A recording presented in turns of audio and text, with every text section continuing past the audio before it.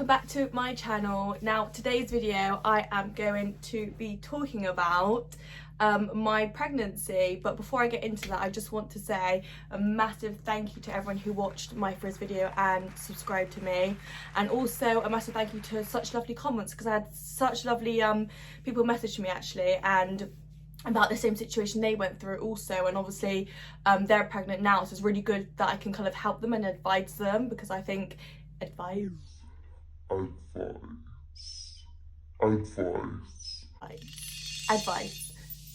I'm happy that it's actually helping people out, and I'm like, I'm not the only kind of young mum as well, or was young mum, because now I'm going to be 21. So gosh, it was a long time ago when I was 18, bloody hell. So anyway, so I'm really thankful that I can help people out again, and that I'm doing this next video to basically show what my pregnancy was like. So let's get into it. I was sat with my mum in bed, and I had work in about 2 hours, so I was just like chilling in bed watching YouTube and stuff, or anything. I was watching like Netflix, and I felt really ill. I was like, Mum, I literally cannot get out of bed, like I just feel really ill. And she was like, that's weird. And I was like, I know, but I just don't feel right, like, you know when you just know something that's not right but you're not really sure what. And my mum was like, oh, when I was pregnant I was the exact same as you, I just couldn't get out of bed. I was thinking, okay, that's a little bit crazy, because I'm definitely not pregnant. I was on the pill, I took it like properly. I had a timer on my phone to know when to take it in the morning, every morning. So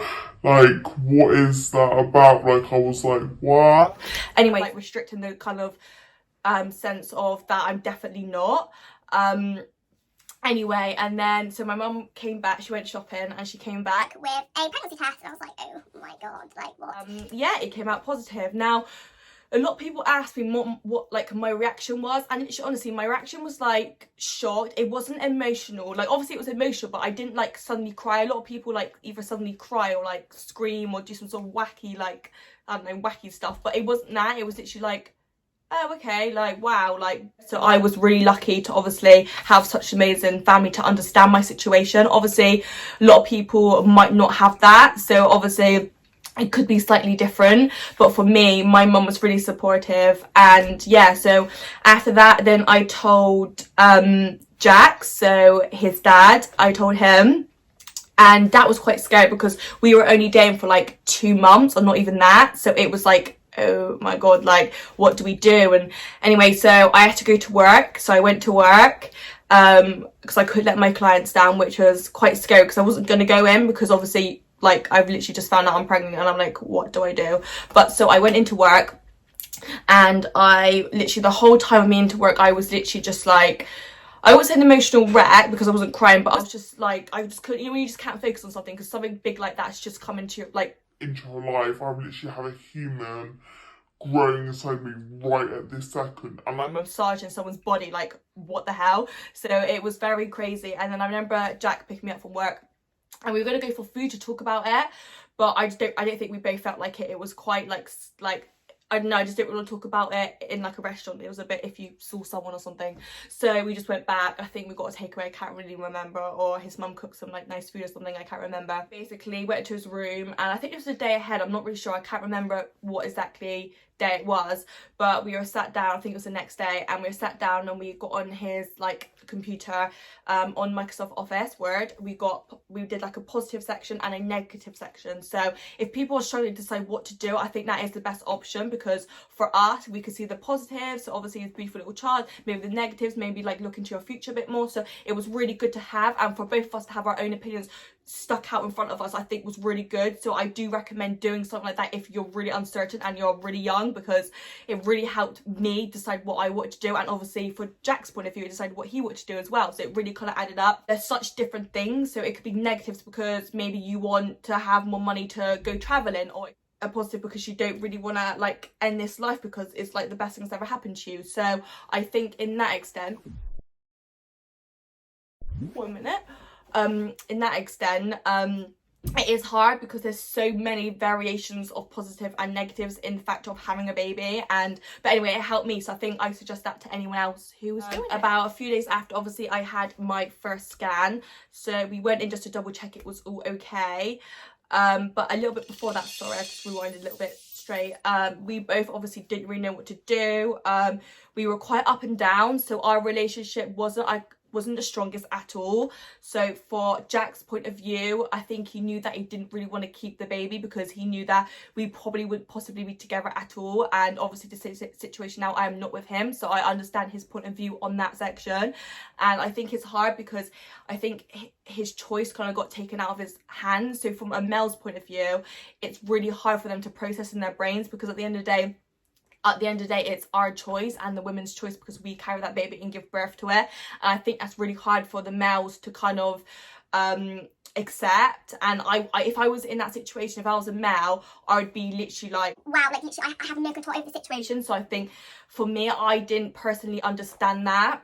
And I think that's when the arguments started coming. Looking back on it now, it's probably the fact that he really didn't have that choice, and for him to have to Accept and do nothing about it, I can understand it must be like torture in a way. because it's like, that's your baby, but yeah, I can't have that voice or opinion into what I want for it to happen in life. Or so it is kind of hard for the males, and you have to kind of understand that maybe as like a young parent like me I was, that it's not just gonna be kind of like an easy process. If you are gonna make a decision, and obviously your partner, your ex, or someone that doesn't want it, it's not just gonna be an easy kind of for them to accept, because they're not just going through accepting they're going to have this baby, they accept that actually they have no control over that situation. So I think you need to take into fact that it's not just going to be perfect, happy straight away if that's what they don't want, because that's what happened for me. And I thought, oh, like he just needs to accept it and get over it. But actually looking back to it, yeah, he needs to do that, but it's going to take time.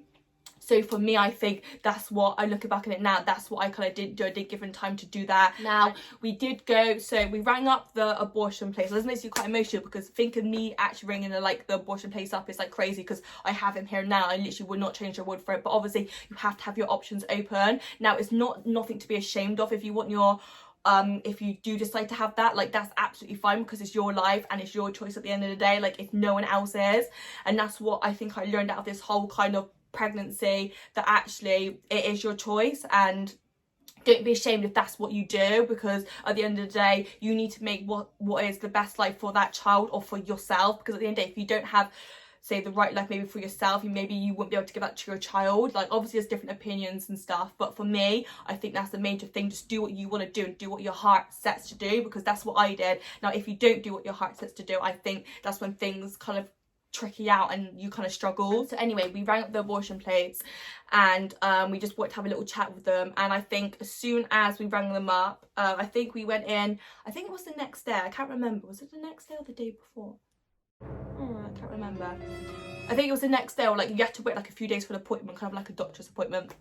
Anyway, so we went in. I remember going in, and actually my heart dropped, because when you go in, you kind of think abortion place are kind of, I know it sounds really stupid, but maybe to kind of be a happy, calming place. But when I walked in, it was quite dull, and like it was quite, I wouldn't say scary, but it was just like, I think it was just coming to the fact that actually this could happen today, like I could end this life. And I think that's what kind of really got to me. It was a bit wow. And I think that's when, as soon as I walked through the doors, knew set to my heart that there's no way I'm getting rid of my baby. Like there's just no way at all. But obviously I think Jack had another set of heart, Another set of mind to I think end, I won't say end the life, that's really cruel, end the life, because he's here right now and he's amazing and Jack loves him, but what's the word, maybe just not to go through with it, that's the right one, not to go through with it. And I think that's what he kind of wanted to do. So we went in and the lady had a discussion. Now I'm just going to give really good kind of a brief out, because this lady knew what I don't know how, and I don't, like, they must be trained in it, like they're crazy. Like we sat down and basically she knew by just looking at me, like I know you want to keep that baby. and I was like, what?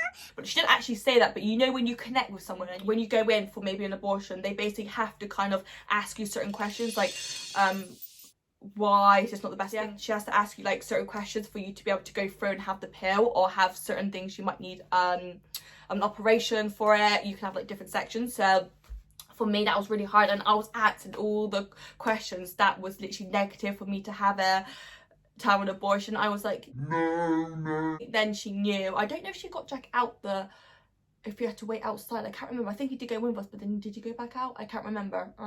But yeah, so I think she knew then that's what I wanted to do. Now, obviously, she didn't ask any questions to Jack because obviously at the end of the day, it's not his choice, which obviously, yet again, is hard because it's like, well, this is my child. Why can I speak? Like, why can I speak for it also? So, and I understand that. So I think that was hard for him to just sit down and just bear, because basically my questions were, I'm probably going to keep this baby, and he's just sat there like, what the fuck? so I think that was also a hard situation also, but also for me as well, because obviously when you're, say, with someone, we were on and off, so I can't really say with, I guess we were with each other, but it was very up and down. It wasn't, you know,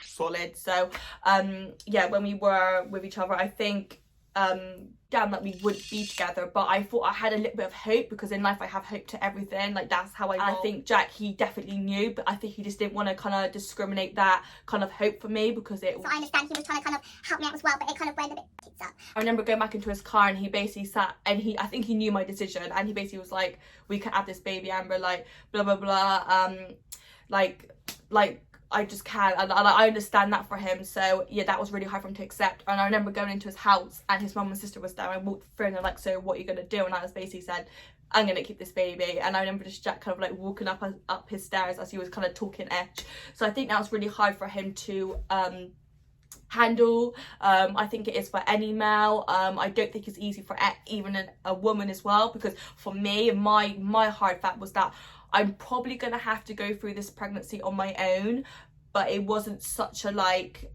I kind of thought I knew I would, but I thought I had a bit of hope as well that maybe he would stick by my side and that would kind of happen. But looking back at it now, I'm happy that it didn't, and I'm happy that it did end early. Now, when I was pregnant, I wished like maybe he would have been with me to stick by my side a little bit more, because I remember going to one scan with him, and that was okay, but you kind of knew it wasn't right. But then I remember going for the rest of my scans, because we were so up and down and arguing in different situations, I'm not going to explain, it was really difficult. So basically every single other scan I went to, which is quite emotional really, was with my mum or a family member, when realistically it should have probably been with his dad, or obviously it couldn't have been because of our situation, but it should have been with someone, you know, you really want to be with. And that was really hard for me, because I accepted that maybe yes, I'm going to go for someone, but I didn't accept that I had to go through certain stages of the process of being pregnant to actually witness just going with a family member on my own. Now, I wouldn't say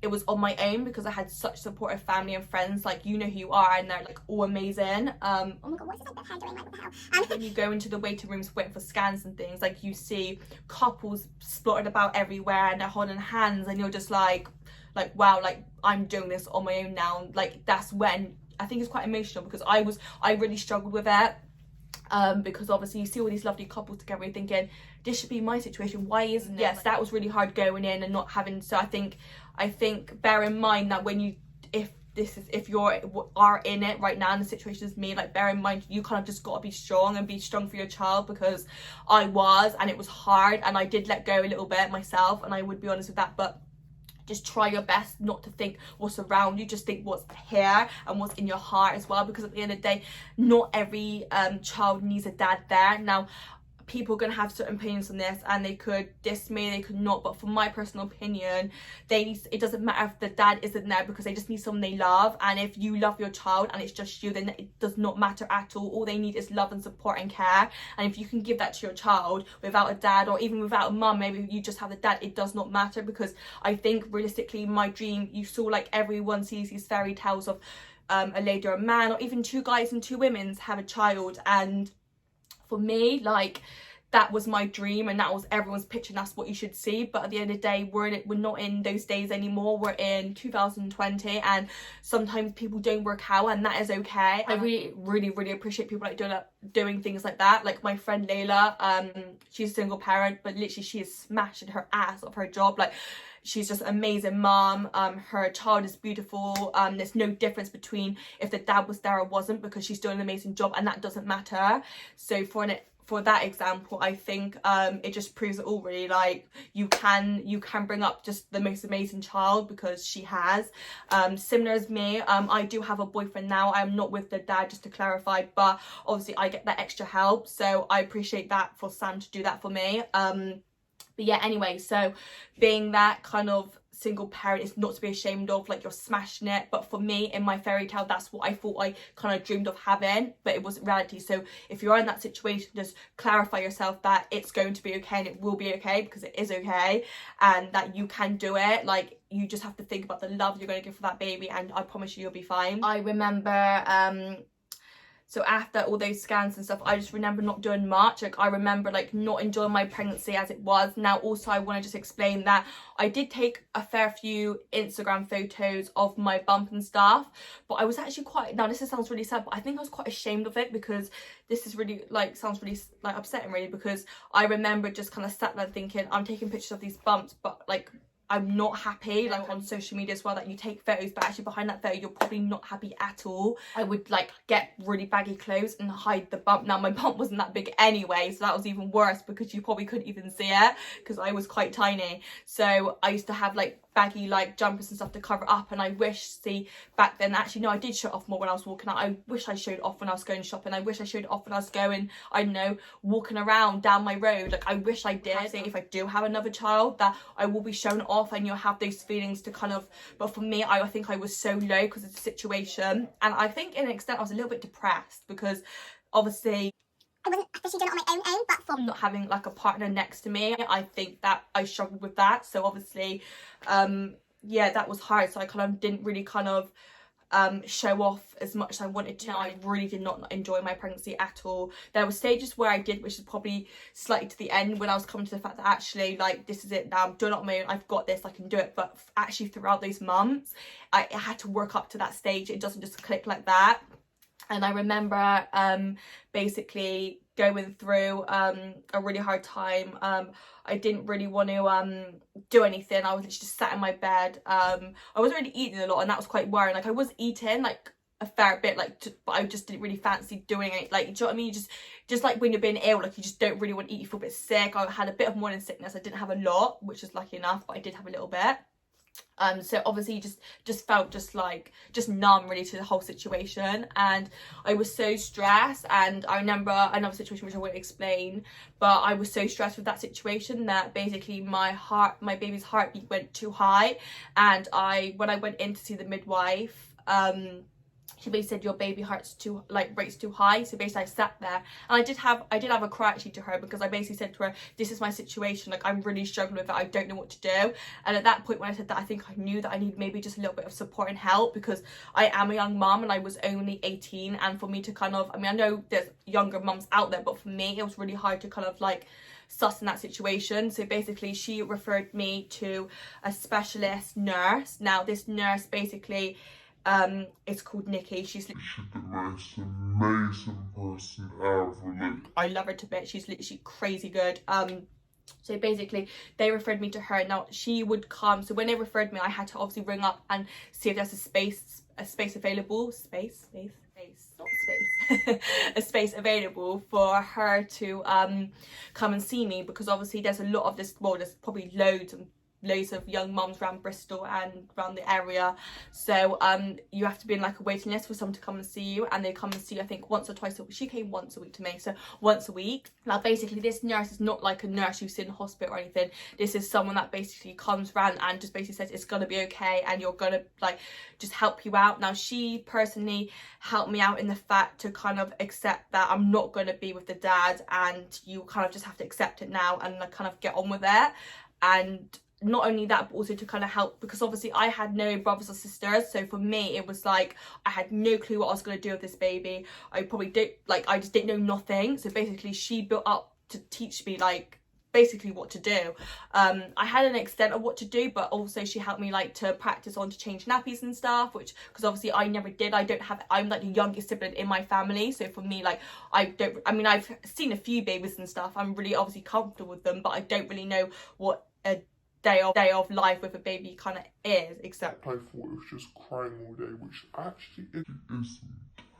Anyway, she came along, and I was really lucky that I actually got a place with her, because obviously there's loads of people ringing up asking to have someone like that, or who needs someone like that. And so basically she has a program which she prints off stuff for you, so kind of like little bits of homework really. It's really good, but I didn't actually need to do that, because basically it was more the fact of me kind of getting a little bit better, and give me that support that it's going to be okay. So I didn't really need the kind of lessons of maybe like how to like breastfeed and stuff. I was comfortable with all those things. Like with the actual baby, I think it was more so my life and worrying about like I don't have a dad there and stuff. So for me, she kind of got through that with me, and literally like I don't think I could have probably done it without her, because looking back, obviously, and my mum, because my mum's amazing as well, but looking back at her, what she did for me, I think it really did help. I don't know obviously if she's open to just, if you're not referred to her, but if you're struggling, then I'd probably tell your midwife about it, and you guys can DM me because I actually have the email address. So if you need that support and stuff, then I'd probably fully recommend it, because literally like it changed everything, and like it really helped me out. Now a lot of people don't know about that, so that's a little bit, I won't say scared to say it, because I'm not scared to say that I had help, because I needed it. I remember also going to all the midwife appointments basically on my own, i.e. with my mum, but as in at that time it was like I was on my own, because obviously I'd had that extra person, the male support there. So now that's not Jack's fault for not being there, it's because we both argued and we just both couldn't have that kind of, we just couldn't see each other, it was just too much. So yeah, there's obviously different opinions, but for me it was just too much. So yeah, so through that pregnancy I will shout, so also in between my pregnancy,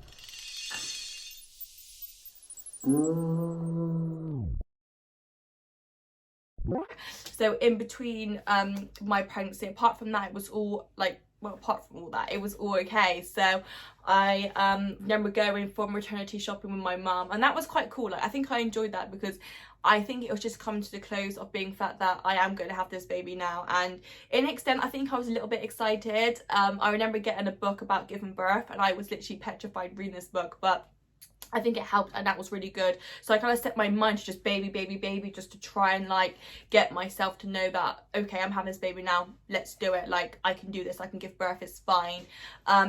So yeah, I think that was quite a tricky kind of sector of me being my pregnancy. Hi guys, sorry I didn't end this video and say a lovely goodbye to you all. I was going to carry on talking about me giving birth, but I thought I would save that till another video.